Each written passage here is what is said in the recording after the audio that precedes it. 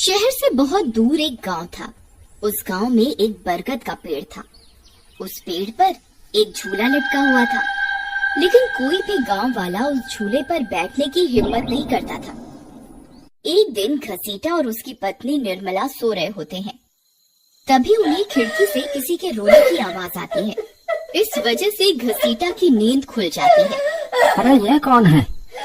हे भगवान, लगता है ये आवाज उसी बरगद के पेड़ की तरफ से आ रही है।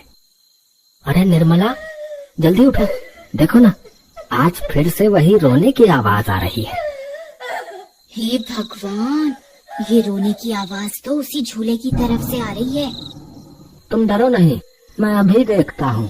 फिर घसीटा खिड़की की तरफ जाता है तो उसकी आंखें फटी की फटी रह जाती हैं।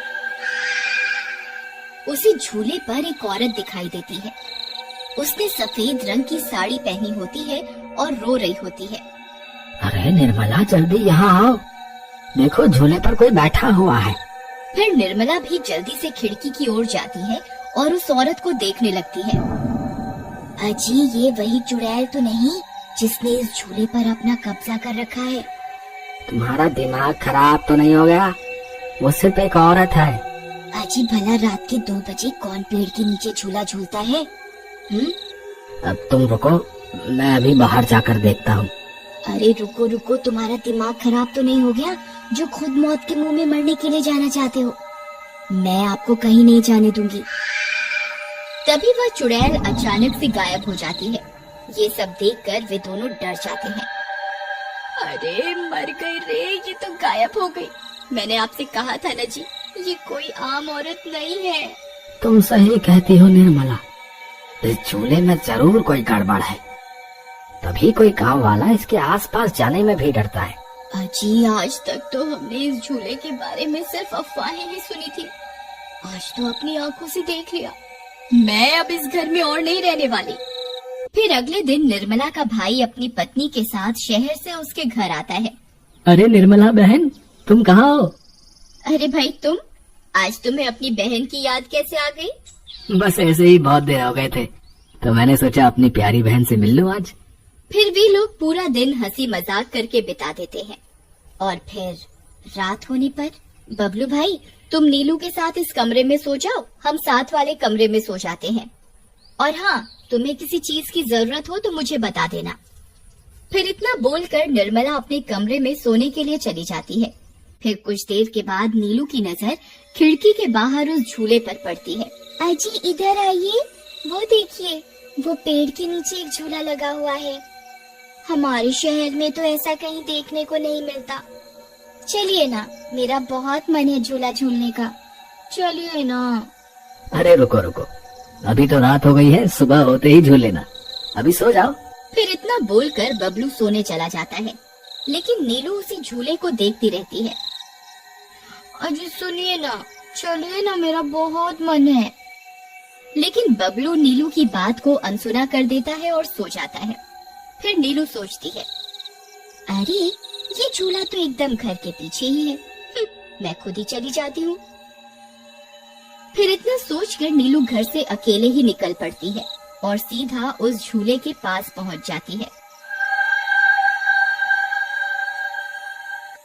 अरे वाह, जैसा मैंने सोचा था ये तो बिल्कुल वैसा ही निकला। आज तो मजा ही आ गया। फिर नीलू उस झूले पर बैठ जाती है और झूला झूलने लगती है और गाना गाने लगती है।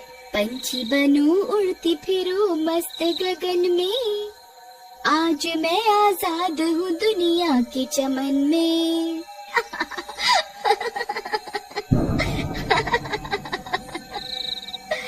अरे वाह। फिर नीलू कुछ देर रात खुशी खुशी झूला झूलती रहती है। अरे वाह, आज तो मजा ही आ गया। चलो घर चलती हूँ, अगर इनकी नींद खुल गई तो ये बहुत नाराज हो जाएंगे। फिर जैसे ही नीलू उस झूले से उतरने लगती है तो उसे महसूस होता है कि किसी ने उसे पकड़ कर रखा है और वो झूले से नीचे नहीं उतर पा रही। वो बहुत डर जाती है। अरे अरे ये क्या, कौन है जिसने मुझे पकड़ कर रखा है? वो इधर उधर देखती है लेकिन उसे कोई दिखाई नहीं देता। अरे मर गई रे, मैं इस झूले से क्यों नहीं उतर पा रही? बचाओ बचाओ, कोई है? अजी सुनिए। तभी नीलू की आवाज सुनकर बबलू की नींद खुल जाती है। निर्मला और घसीटा भी उठ जाते हैं और भागते हुए बबलू के पास आते हैं। अरे बबलू, ये तो नीलू की आवाज थी ना, वो कहाँ है? तभी घसीटा की नजर उस झूले पर पड़ती है। उसे नीलू उस पेड़ के नीचे पड़ी हुई दिखाई देती है। हे भगवान, ये क्या अनर्थ हो गया? नीलू उस झूले के पास कैसे चली गई? फिर वे तीनों भागते हुए उस झूले के पास जाते हैं।